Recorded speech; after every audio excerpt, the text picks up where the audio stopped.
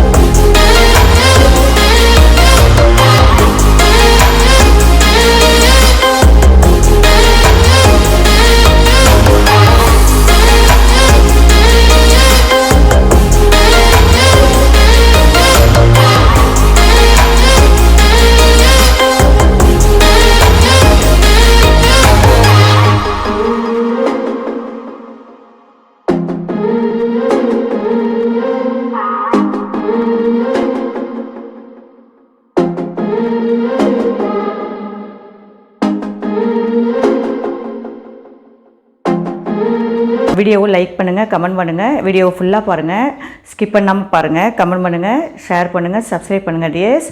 Thanks for வாட்சிங். Thank you all.